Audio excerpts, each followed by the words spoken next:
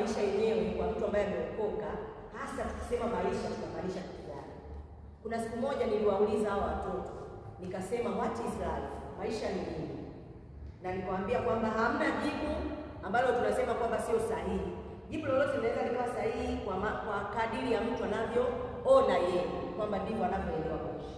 Wakasema maana za maisha, lakini mimi baadaye nikawaongezea kitu. Siku hiyo nakumbuka kabisa, tumekaa huko nje, nikaongezea kitu. Pamoja na wewe kukabiliana na changamoto mbalimbali na vitu kama hivyo, pamoja na wewe kutaka kujikuza, kuendelea, kufanikiwa, lakini pia ni namna gani wewe ni faida kwa ajili ya watu wengine au kwa ajili ya mtu mwingine.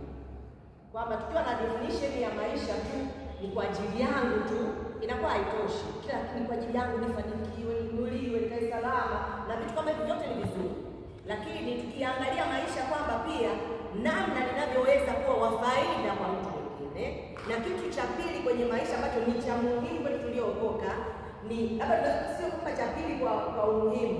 Tunaweza tukaanza chochote. Hapa tunaweza tukaanza hicho ambacho nataka niseme.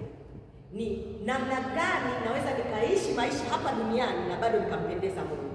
Tunaweza tukasema labda hicho kinaweza kuwa kitu cha kwanza. Kwa hiyo tafasiri yoyote ya maisha ambayo tunayo, yaani maana yoyote ya maisha, unavyoelewa kuhusu maisha, unavyopenda kuhusu maisha, kama haihusishi kabisa, yaani kitu ambacho you don't mind about, yaani ukiwaza kuhusu watu wengine, kuna shida hapa. Lakini pia kama ukiwazi kuhusu Mungu, shida itakuwa ni kubwa zaidi. Sasa kwetu sisi tuliokoka, mtu anaweza kusema mimi nimeshaokoka, utaniambiaje siwazi kuhusu Mungu? Sawa, unawaza kuhusu Mungu, na sisi tunaangalia unavyoishi kila siku. Bwana asifiwe. Je, unavyoishi kila siku ina reflect, je, inaonyesha ni kwa kiasi gani wewe unajali sana Mungu? Unajali sana kumpendeza Mungu au unataka Mungu akupendeze?